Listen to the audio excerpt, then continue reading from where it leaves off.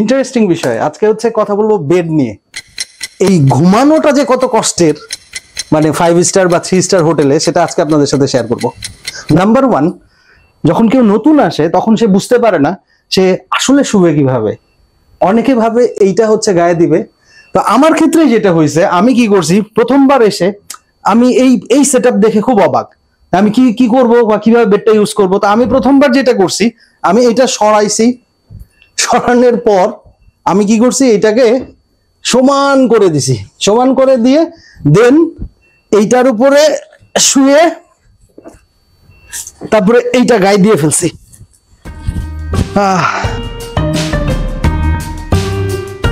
তারপরে ঘুমাইছি। সুজিত, আমাকে বলেন তো ভাই, এইটা কি আসলে ঠিক নাকি আসলে কি? এই যে আমাকে বলেন, এইটা কি আসলে গায়ে দেওয়ার জন্য ব্যবহার করে না? এটা জাস্ট বেডের ডেকোরেশনের জন্য। আমরা এটার নাম আছে বেড রানার। বেড রানার। আর এই যে প্যাচটা যে আপনারা দেন, এই প্যাচটা দিয়ে যে এইভাবে রাখেন, হ্যাঁ, তো এই ক্ষেত্রে তো গেস্ট কনফিউজড হয়ে যায় যে সে আসলে শুবে কিভাবে।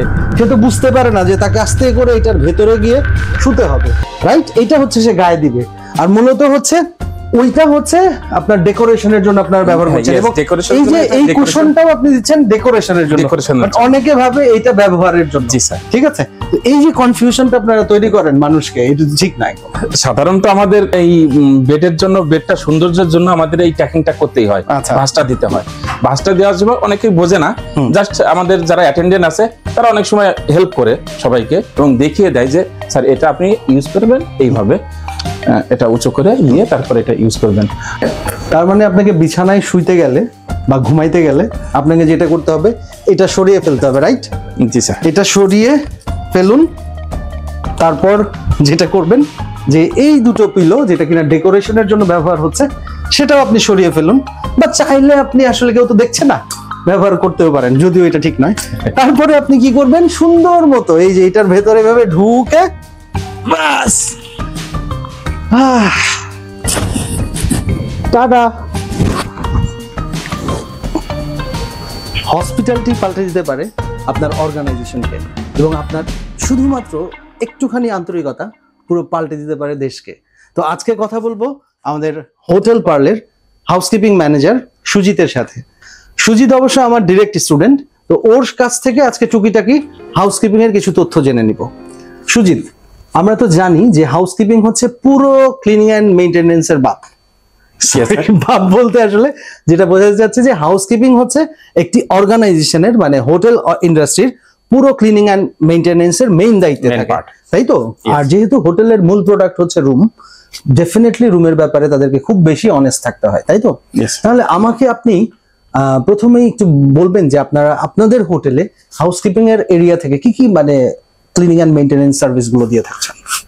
অ্যাকচুয়ালি একটা হোটেলের প্রথম পার্টটা আছে পাবলিক এরিয়া।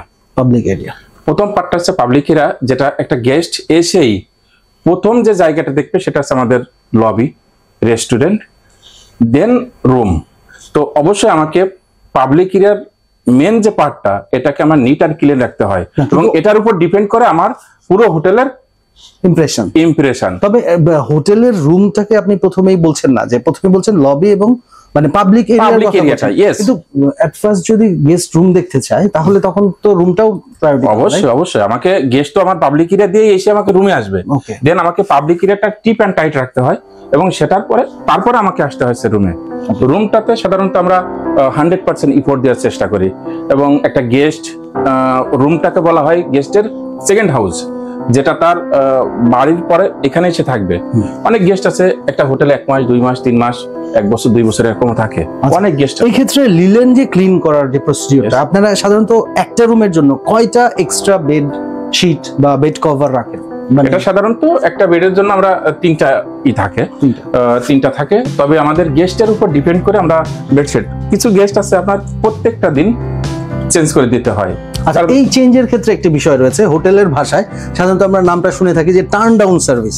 একটা গেস্ট রুমে থাকলে এই টার্ন ডাউন সার্ভিসটা কি, এবং টার্ন ডাউন সার্ভিসটা আপনি কখন দিচ্ছেন? টার্ন ডাউন সার্ভিসটা বেসিক্যালি সাধারণত গেস্ট সকালবেলায় চলে যায় অফিসে, বিকেলে অফিস হতে পারে বা বিজনেস পারপাসে বাইরে চলে যেতে পারে, তখন যখন সে চলে যায় তারপরে উনার ব্যবহৃত সন্ধ্যার সময় যখন রুমে ফিরে আসে দেন আমরা এই সার্ভিসটা দিয়ে রাখি যাতে গেস্ট এসেই আমার বেডটা রেডি পায় এবং সে ইউজ করতে পারে। আচ্ছা, এই সার্ভিসটা যেটা উনি ready for sleeping, ready for sleeping সে আসে যাতে সেটা এই সার্ভিসটা যেটা হয় সাধারণত দেখা যায় যে গেস্ট সকালবেলা যখন বাহিরে যায় তখন সে টাওয়েলটা ইউজ করে, ওয়াশরুমের ভিজে যায়, আবার বেডটা কোনো কারণে সকালে ব্রেকফাস্ট বা কোনো কারণে ময়লা হতে পারে বা যে কোনো ইস্যুতে মোট কথা রুমটাকে আবার আপনারা রিমেক করে দেন যাতে সে এসে একটা ফ্রেশ ফিল করে এবং ঘুমাতে পারে। এটাই হচ্ছে মূলত টার্ন ডাউন সার্ভিস বা স্পেশাল সার্ভিস বা ইভিনিং সার্ভিসও বলা হচ্ছে। আচ্ছা, আপনারা হোটেলে কি লন্ড্রি সার্ভিস দিচ্ছেন? অবশ্যই স্যার, আমরা হোটেলে লন্ড্রি সার্ভিসটাও কিন্তু হাউসকিপিং ডিপার্টমেন্টের কাজ। এবং ইউনিফর্ম এন্ড লিনেন সার্ভিস?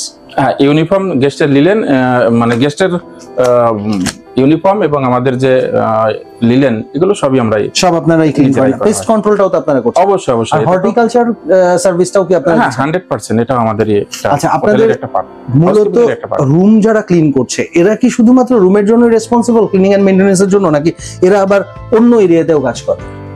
আমাদের সাধারণত দুটো পার্ট থাকে। আমাদের যারা অ্যাটেন্ডেন্ট লেভেলে চাকরি করে এদের পাবলিকের অ্যাটেন্ডেন্ট বলা হয় এবং রুম অ্যাটেন্ডেন্ট বলা হয়। সাধারণত যারা রুমের জন্য অ্যাসাইন তারা রুমেই কাজ করে, আর যারা পাবলিকের জন্য নিয়োগপ্রাপ্ত তারা পাবলিকের এই কাজ করে। এই দুটো ভাগে বিভক্ত। তাহলে হাউসকিপিং এ আপনারা যদি কোনো পড়াশোনাও না থাকে শুধুমাত্র বেসিক কিছু ট্রেনিং এর মাধ্যমে হাউসকিপিং এ কেরিয়ার করতে পারেন, কারণ যেহেতু আপনাকে পরিষ্কার পরিচ্ছন্নতা নিয়েই কাজ করতে হবে, তাহলে বেসিক কিছু ট্রেনিং পেলে আপনি এই লাইনে কেরিয়ার করতে পারেন। তো আমার সঙ্গেই থাকুন, বিভিন্ন পর্বে বিভিন্ন বিষয় নিয়ে আপনাদের সাথে কথা হবে। আমি Aminul Ashraf, assistant professor, the people's university of Bangladesh. আমার subject tourism and hospitality management. ধন্যবাদ।